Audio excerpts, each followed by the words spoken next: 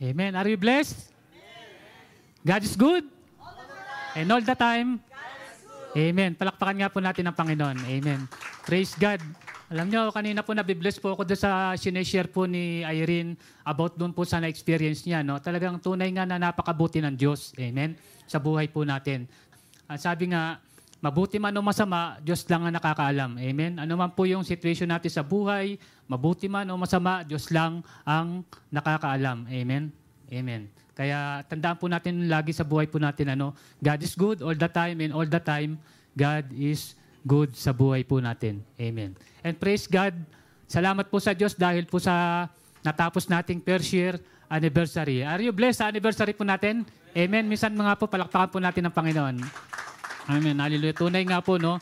Sabi nga ng Romans chapter 8 verse 28, and we know that all things work together for good to them that love God, to them are called according to His purpose. Amen. Kaya po natin na nagkaroon po tayo ng katagumpayan, sama-sama po tayo doon po sa ating anniversary, sama-sama po tayong sinelebrate natin yung kabutihan ng Diyos, yung katapatan ng Diyos sa ating mga buhay, at gayon din po sa ating church kung paano natin naranasan yung sufficient grace at yung faithfulness ng God, grace upon grace sa buhay po natin. Lahat po yan sa pamamagitan ng ating Panginoong Hesus. Amen.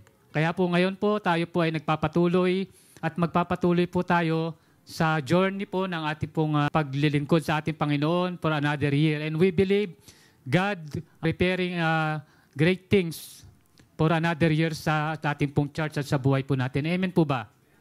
Amen. Marami pa pong gagawin ng Diyos sa buhay po natin. Kaya stay lang po tayo. Amen. Relax lang po. Sabi mo sa iyong katabi, relax lang. Relax lang. Ang Diyos po ang bahala po sa buhay po natin. Amen. Siya po ang gagawa. Siya po yung gagawa sa buhay po natin. Ang gagawin lang po natin, magpatuloy lang po tayo. Amen. Sabihin mo sa iyong katabi, magpatuloy lang tayo. Amen. Alam niyo, kaya ko po sinasabi to, gusto ko po kasi na nagkakaroon po tayo ng interaction. Parang hindi lang po ako yung nagsasalita rito. Gusto ko rin po marinig yung mga boses nyo. Amen. So, kaya po sinasabi ko po na sabihin nyo sa iyong katabi at make sure na meron po kayong katabi. Amen. Meron po ba kayong katabi? Yan. Make sure na meron po kayong katabi. At make sure na nagsasalita yung katabi nyo. Amen? Sumasagot din. So, yun po yung pinaka-importante.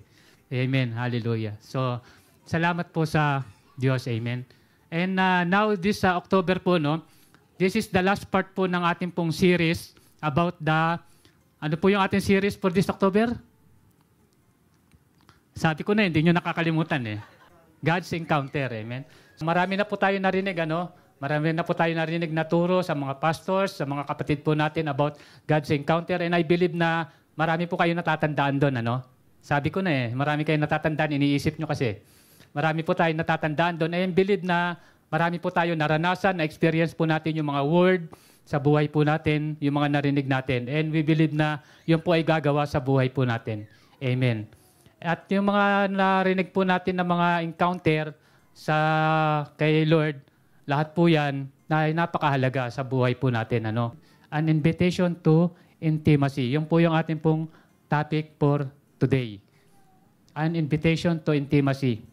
Isa pong napakahalagang word po ito na dapat po maunawaan natin na yung invitation to intimacy. Intimacy with God. Amen.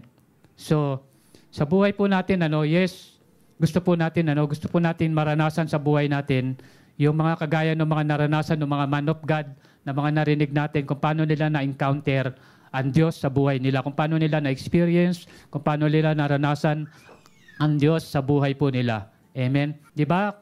Pagka tayo nakaka-receive ng invitation, masaya po ba tayo? Yung invitation na nare-receive natin, di ba? Halimbawa, invitation sa mga handaan, sa mga party, di ba? Siyempre, pag na-invite ka, di ba? Siyempre, meron kang kagalakan. At pagka ikaw nagpunta ka sa invitation, you can expect something, You can expect something na magiging masaya ka. At siyempre, isa pa, you expect something na someone na makakakilala mo. You expect someone na pwede mo makausap, makikilala mo siya.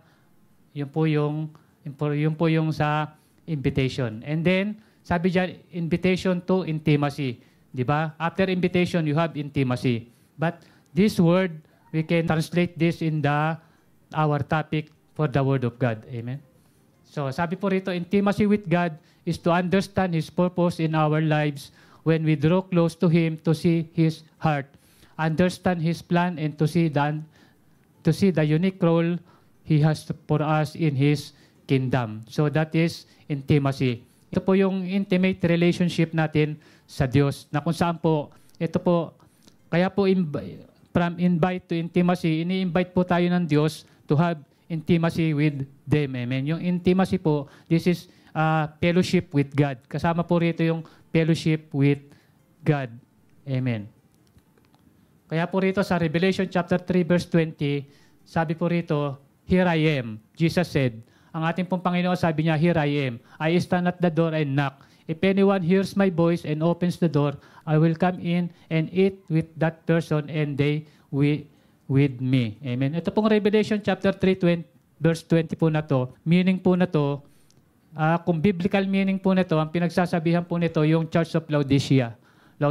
Because yung church po ng Laodicea, naging lukewarm po sila sa relationship nila kay Lord. Kaya si Jesus Christ, ang sabi niya rito, "Here I am. I stand at the door and knock." Siya po ay nakatayo at siya po ay kumakatok para sa kanila. This talk about Jesus Christ, they talk about the Christian in the Church of Laodicea. Yun po yung isang church po doon sa Laodicea na kung saan ay kinakausap ng ating Panginoong Hesus. But in our time po sa buhay po natin, as a Christian, yes, we are a Christian, no? But Jesus Christ is always knock on our life, di ba? Lagi po siyang nandiyan po, nakatayo po siya sa ating harapan, sa ating buhay. Siya po'y kumakatok, naghihintay po siya, papasukin po natin sa ating buhay. Amen? Gusto po ng Diyos, makapasok po siya sa ating buhay at siya po yung maging sentro ng ating buhay, ng ating life. Ang gusto po ng Diyos kasi, papasukin po natin siya sa ating buhay, siya po yung maghari sa ating buhay.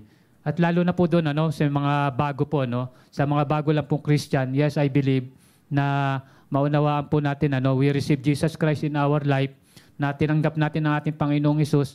But ang gusto ng ating Panginoong Hesus, hindi lang basta natin siya tinanggap, kundi ang gusto po ng ating Panginoong Hesus, magkaroon po tayo ng intimate relationship sa Kanya. Magkaroon po tayo ng intimate fellowship sa ating Panginoong Hesus.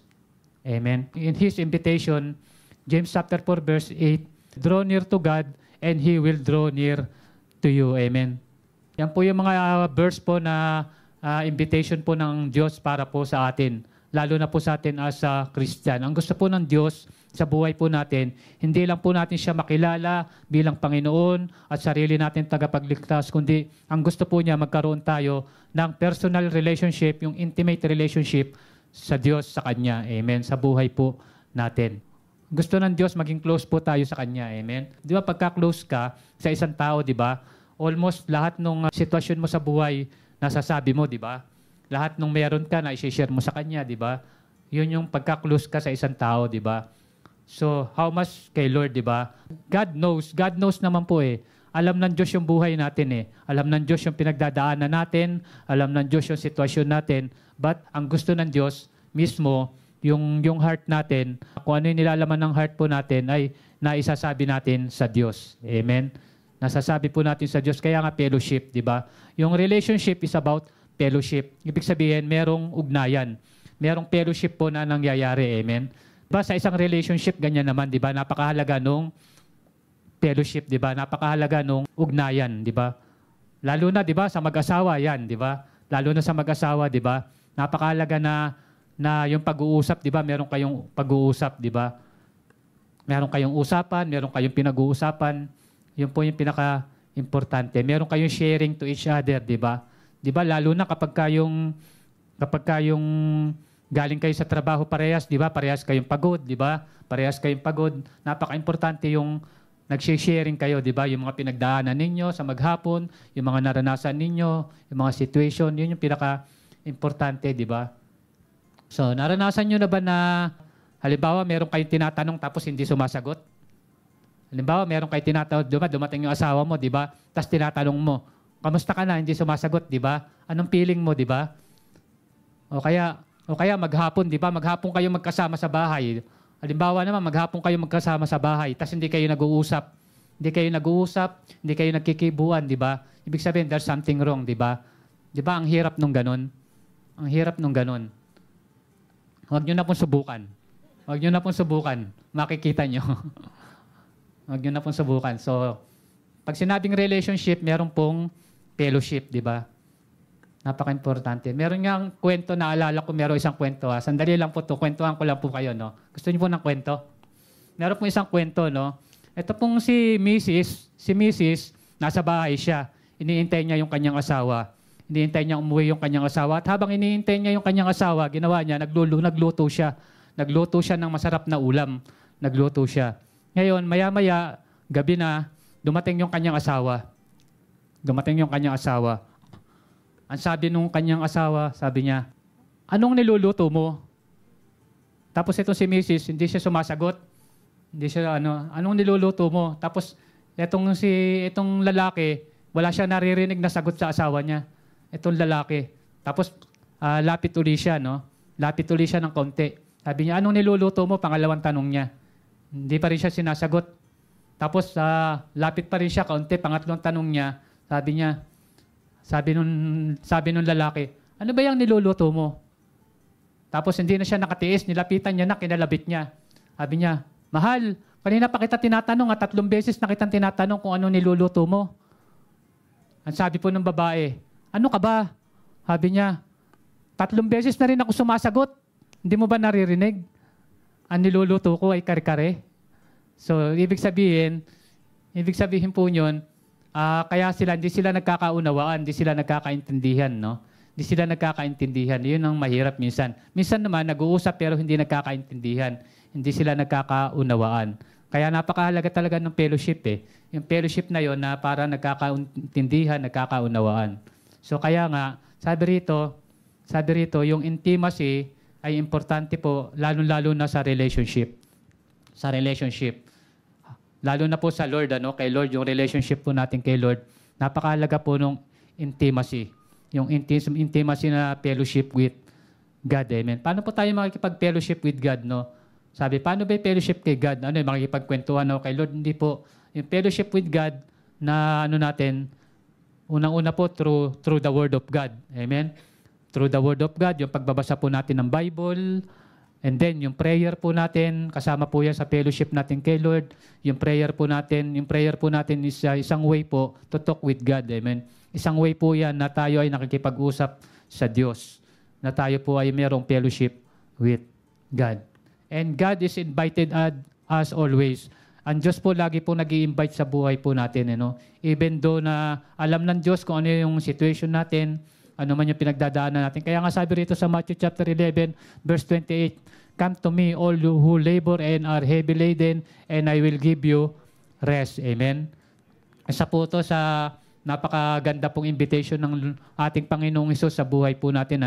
Lalo na po sa ating mga lingkod ng Diyos, lalo na po sa ating mga buhay na meron po tayong mga pinagdadaanan. This is the great invitation of Lord sa atin. Come to me, all who labor and are heavy laden, and I will give you rest. Amen. Sabi niya po sa verse 29, come unto me and learn on me, for I am meek and lowly in heart, and you will find rest unto your soul. Diba? Sa verse 30, sabi po niya ron sa Matthew chapter 11, verse 30, for my yoke is easy and my burden is light. Amen. Sabi niya, for my yoke is easy and my burden is light. Kaya po yan po yung isang invitation ng Lord po sa atin. Yes, tayo po, kung minsan, sa dami po ng mga pinagdadaanan natin, minsan pagod na tayo, minsan na may kabigatan na tayo nararamdaman, nararanasan, but our Lord Jesus Christ is invited us to come with Him. Amen. To come with Him. And He will give you rest. Amen. He will give you rest sa buhay po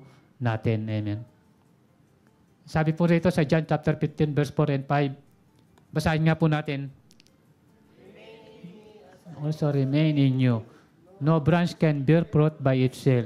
It must remain in the vine, neither can you bear fruit unless you remain in me.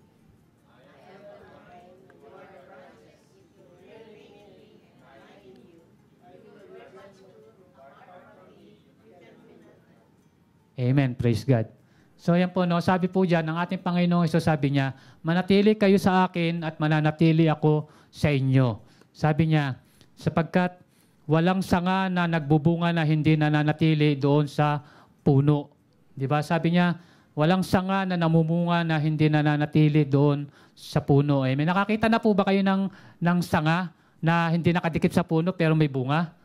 Nakakita na po ba kayo ng ganon, di ba? Wala namang ganon, di ba? Nakita niyo yung sanga nasa baba, tapos nagbubunga. Di ba? Wala namang ganon. Lahat ng sanga na nagbubunga nakakabit sa puno. Nakakabit siya sa puno, di ba? So, ganun po yung sabi niya po dyan. Sabi niya rito, I am the vine. Sabi niya, ako ang puno ng ubas at kayo yung mga sanga. Sabi niya, ang nananatili sa akin at ako sa kanya ay siyang magbubunga ng sagana sapagkat wala kayong magagawa kung kayo'y hiwalay sa akin. Amen. So, yun po yung ibig sabihin ng ating Panginoong Hesus. Amen. Kaya ang gusto po niya, manatili po tayo sa kanya, no? Manatili po tayo sa kanyang presensya. Amen. We stay in His presence. Amen. Because, sabi niya, apart from me, you can do nothing. Tunay nga po, no, wala tayong magagawa kung tayo hiwalay sa Diyos. Amen. Kahit ano pong lakas natin, kahit anong galing natin, kahit anong runong natin, kung tayo po'y hiwalay sa Diyos, lahat po yan useless. Amen. But if you are in God, pag po tayo nasa Panginoon, pag po tayo nasa presence ng Lord, pag po tayo ay kasama natin ng Diyos, lahat ng bagay, walang imposible. Amen. Wala pong imposible. Sabi po ng ating Panginoong Hesus doon sa Matthew chapter 19 verse 26, it is impossible for man, but with God all things are possible. Amen. Lahat po ay posible sa Diyos. Amen. Walang bagay na mahirap sa Diyos. Amen. Lahat po, anuman po yung pinagdadaanan natin, lahat ng pinagdadaanan natin, sakit, pangangailangan, anuman po yan, ay wala pong imposible sa Diyos, basta magtiwala lang po tayo. Maniwala lang po tayo. Magtiwala lang po tayo sa Diyos na kayang gawin ng Diyos ang lahat ng bagay para sa atin. Amen. Kaya nga po nung mga nararanasan po natin, even me, no, yung naranasan ko po na karamdaman, yung naranasan ko pong sakit, yung naranasan ko pong sakit po nyo, no, alam nyo po yun, ano, kung paano po yung nagkasakit ako, ay talagang ang lagi ko pong sinasabi kay Lord, wala pong imposible sa inyo. Wala pong bagay na mahirap sa inyo. Wala pong mahirap na nakaramdaman, walang mahirap na sakit para sa inyo. Lahat po yan ay kaya ninyong ay pinagaling na ninyo sa pamamagitan ng tinapos na gawa ng ating Panginoong Hesus doon sa krus. Amen. We are already victorious through our Lord Jesus Christ, through the finished work of our Lord Jesus Christ. Amen. Kaya nga po, praise God, talagang napakabuti ng Diyos. Kung saan naranasan ko yung kapangyarihan ng Diyos sa buhay ko. Talagang sabi ko nga nung panahon po na yun, nung nasa ospital ako, talagang iniisip ko na yung sitwasyon ko talaga, kung ano talaga yung magiging mangyayari sa buhay ko. But I believe God is a wonderful plan for me. May purpose pa ang Lord sa buhay ko. Amen. Nung time po na yun na nasa ospital ako, tuwing dumadalaw yung asawa ko, si Leia, tuwing dumadalaw siya sa akin, pag nakikita ko yung siyempre, no, nakikita niya yung sitwasyon ko, nakahiga ako doon, nakaratay ako doon doon sa ospital. Tapos nakikita ko yung itsura niya na nandoon yung magkahalo na na lungkot, di ba? Siyempre sa sitwasyon ko. But I believe na merong ginagawa ang Diyos na sa buhay po namin. And I believe na darating yung time na makikita namin yung kaluwalhatian ng Diyos. Amen. Kaya nga po, nung mga una po na nangyari po sa akin yon, talagang nakita ko po siya, umiiyak po niyan. Sabi niya, umiiyak po siya. Sabi niya, I cannot live without you. Wow, sabi niya, I cannot live without you. Lakasan mo yung loob mo, mabubuhay ka pa because I cannot live without you. Talagang nahabag po ako ng time na yun. Sabi ko, grabe. Sabi ko, talagang lungkot na lungkot po ko niyan. Sabi niya, hindi raw siya mabubuhay nang wala ako. Tapos sabi niya, nalulungkot daw siya. Tapos, nalungkot naman ako, naawa naman ako sa kanya. Kaya sabi ko, sige, ganito na lang, mauna ka na lang. Pero biro lang po yun. Kasi sabi niya, I cannot live without you sabi niya. Pero praise God, Praise God. We believe na talagang sabi ko, Lord, mahaba pa yung ibibigay mong time, mahaba pa ibibigay mong panahon para magkasama kami. May dakilang plano ka pa sa buhay namin. So kaya purihin ang Diyos sa kagalingan na pinagkaloob niya po sa akin. Amen. Kaya nung nasa hospital po ako, lagi ko lang pong binabanggit, God is good all the time. Nothing is impossible with God. Amen. Talagang walang imposible sa Diyos. At yung kagalingan ay aking mararanasan. Praise God. Kaya purihin po ang Diyos. Amen. At dito po, meron po tayong, doon po, we have intimate relationship with God, na tayo po para magkaroon po ng intimate relationship with God, with fellowship with God, at intimacy with God, we need to renew identity in Christ. Amen. In 2 Corinthians chapter 5, verse 17, di ba? Sabi diyan, renew identity in Christ. 2 Corinthians chapter 5, verse 17. Sabi po roon, if anyone is in Christ, is a new creation, the old is past and the new has come. Amen. The old is past and the new has come. At ang sabi po rito, we need deep relationship with God in John chapter 15, verse 15, na kung saan po, ang sabi po dyan sa John chapter 15, verse 15, ang sabi natin Panginoong Hesus, you are not called a servant, but you are called a friend of God. Amen. Ganun po yun. Pag nagkaroon po tayo ng deep relationship with God, nag-iiba na po yung relation natin sa Diyos. Katulad po ng mga man of God, no? Si Abraham, tinawag po siya na friends of God. Amen. Because of his relationship with God. Friends of God. Even si David, because of his relationship with God, ang tawag po sa kanya ng Diyos, sabi niya, a man after my own heart, di ba?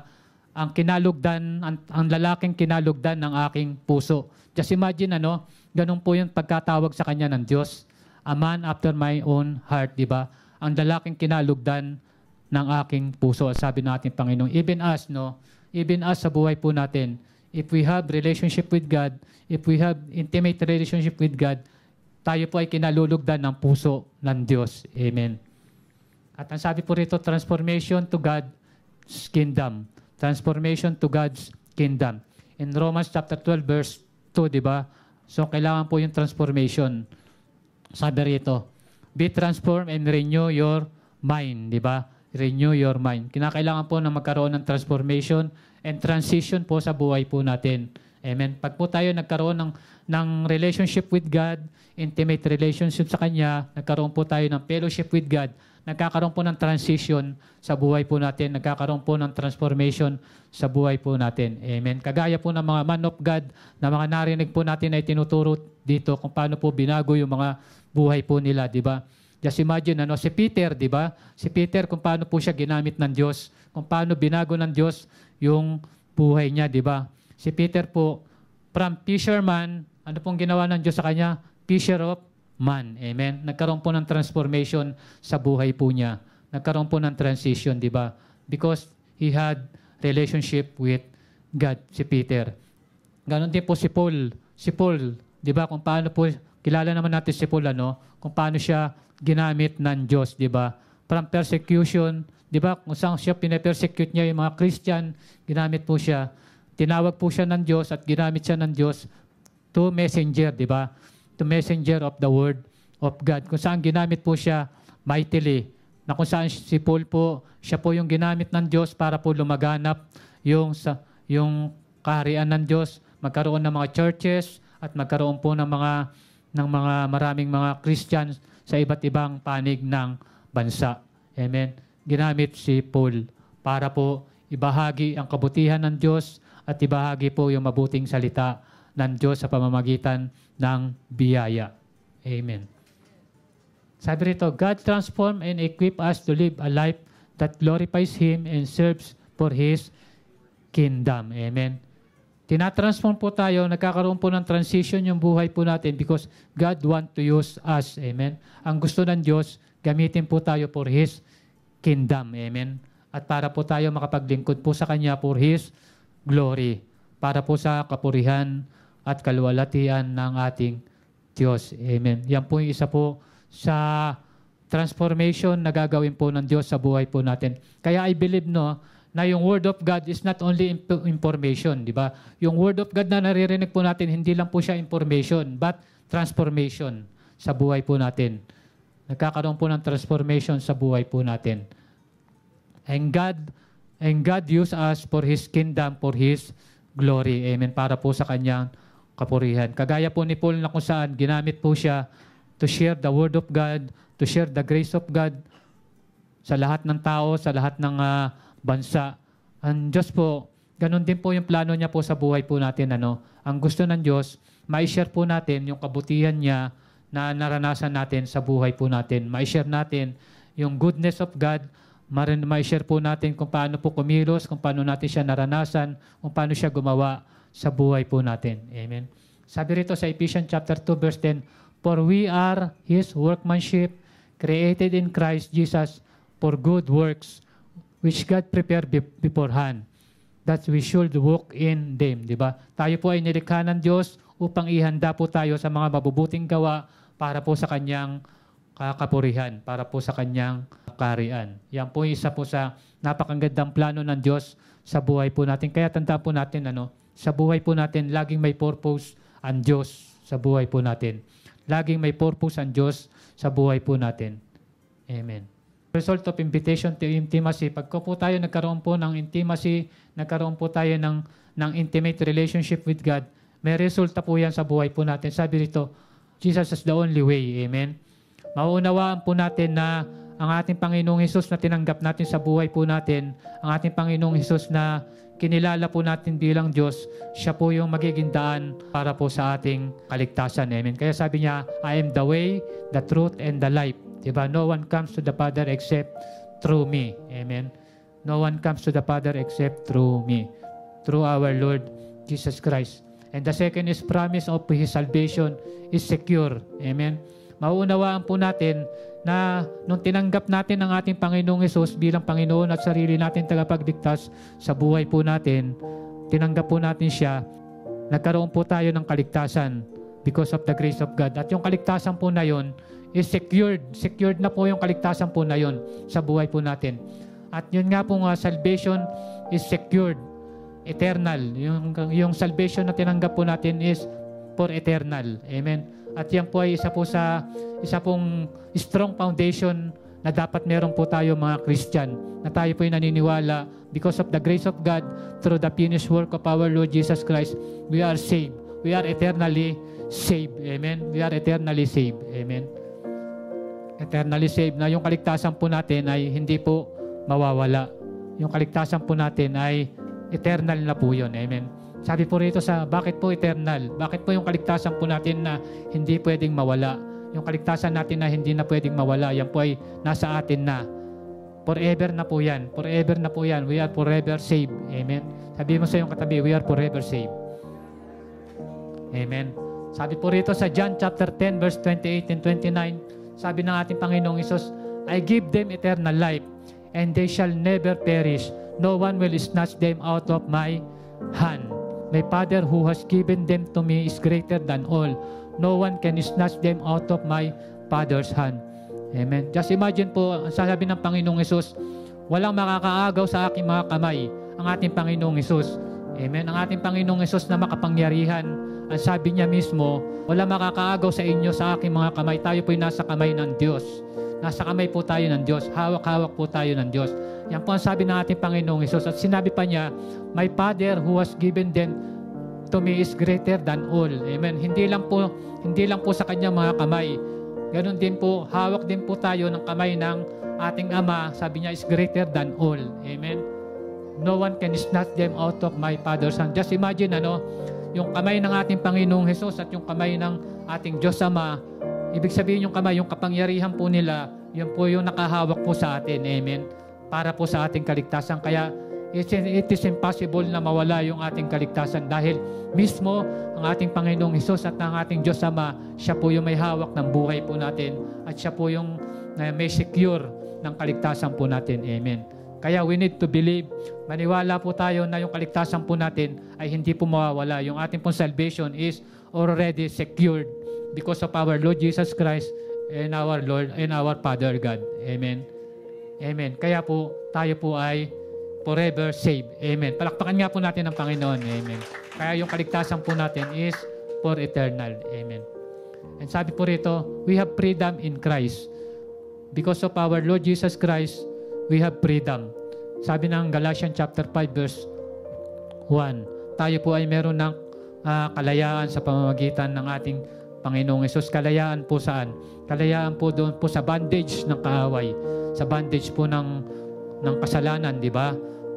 Alam po natin, no, through the finished work of our Lord Jesus Christ, tayo po ay pinatawad na sa ating mga kasalanan. Amen. Lahat po ng kasalanan natin, pinatawad na ng ating Panginoong Hesus sa pamamagitan ng kanyang kamatayan doon sa krus. Amen. Lahat po, no? Pag sinabing lahat, lahat. Amen. Lahat po. Ano, sabi po ng John chapter 1 verse 29, look, the Lamb of God, sabi niya, who takes away the sin of the world. Amen. Take away, di ba? Sabi niya, tinanggal, inalis po yung lahat ng kasalanan natin sa pamamagitan po ng ating Panginoong Hesus. Amen. And His promise of provision and abundant life. Amen. At yung promise po niya, yung provision po sa atin at yung masaganang buhay, abundant life. Amen. Kasama po yan sa result ng pagkakaroon natin ng intimacy with God or intimate relationship with God. Yung provision and abundant life na ipagkakaloob niya po sa atin. Amen. Kaya nga si David, di ba? Si David, nung naranasan niya ang ating Panginoong Hesus, nagkaroon po siya ng intimate relationship with God, na talaga namang nakilala niya kung sino yung Diyos sa buhay niya. Kaya ang sabi niya sa Psalms chapter 23 verse 1, ang sabi niya po ron, the Lord is my shepherd, I shall not want. Amen. The Lord is my shepherd, I shall not want. Nasasabi ni David yun kasi kilala niya kung sino yung Diyos sa buhay niya kasi meron siyang intimate relationship with God. Amen. Kaya niya nasasabi yun. Ang sabi niya pa doon sa verse 5, sabi niya, even though I walk to the shadow of death, I fear no evil because I know God is with me. Amen.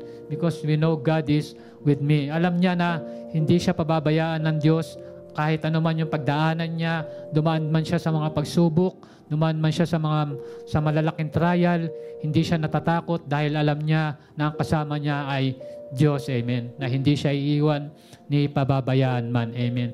Because of his relationship with God, because of his intimate relationship with God. Amen. Ganon din po sa life po natin.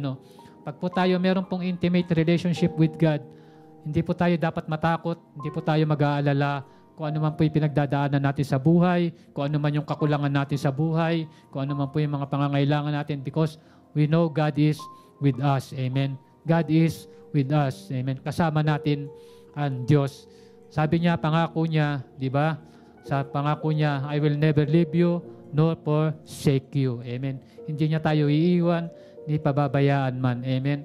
At pagdating po ng pagsubok, ang sabi niya sa 1 Corinthians chapter 10 verse 13, sabi niya, pagdating ng pagsubok, ay bibigyan niya tayo ng lakas upang mapagtagumpayan iyon. Amen. Kaya po, God will provide lagi sa buhay po natin. Tandaan po natin, God is always provide sa buhay po natin, sa lahat ng sitwasyon natin sa buhay, sa lahat ng pangangailangan natin, sa lahat ng mga pagsubok, lahat ng problema natin. God is always provide para po lahat po yan ay ating mapagtagumpayan sa buhay po natin. Amen. Ganun po kabuti ang Diyos sa buhay po natin. Kaya napaka-importante po na maunawaan po natin yung tamang relasyon sa Diyos. Amen. Kaya para alam po natin kung ano yung kayang gawin ng Diyos sa buhay po natin. Amen. Hindi niya po tayo iiwan, hindi niya tayo pababayaan sa lahat po ng situation natin sa buhay. That is His promise, pangako po ng Diyos sa buhay po natin yun. Amen. Sabi rito, God's invitation brings intimacy and companionship for us. Amen. Yan nga po yung fellowship with God na mararanasan natin sa buhay natin with relationship with God. Amen. This is important insight po na dapat makita po natin. Through His relationship, we receive purpose and strength. In His presence, we experience love and mercy. As we respond, we understand of His grace. In His connection, He allows us to grow in grace together. Amen. Yan po yung mararanasan po natin if we have intimate relationship with God. Maranasan po natin yung pag-ibig ng Diyos. Maranasan po natin yung habag ng Diyos sa buhay po natin. At mauunawaan po natin kung gaano po kalaki kalawak yung biyaya ng Diyos sa buhay po natin. Ang biyaya po ng Diyos na sukdulang biyaya sa buhay po natin na mararanasan natin araw-araw sa buhay po natin. Amen. Amen po ba? Palakpakan po natin ang Panginoon. Amen. And God bless you po. Praise God. And let's pray. Ama naming Diyos na makapangyarihan, maraming salamat po Diyos sa oras na to. Salamat po sa munting mensahe, O God, na aming pong narinig. We believe, O God, na ito po ay hindi po mawawalan ng kabuluhan, O God. Bagkus ito po, Diyos, ay natanim mo na sa aming mga puso, O God, at ito po ay magbubunga, O God, sa aming mga buhay. Salamat po aming Ama sa mga salita mo, O Diyos, na alam po namin na siya pong kikilos sa aming mga buhay at aming pong mararanasan. Salamat po, O Diyos, sa oras na to patuloy na maranasan ka namin sa araw-araw na aming mga buhay at patuloy, O Diyos, na ikaw ang madakila at maluhalhati sa aming mga buhay. Maraming salamat po aming Ama sa tanging pangalan po ng aming Panginoong Hesus, and everybody say, Amen, Amen. Amen po. God bless.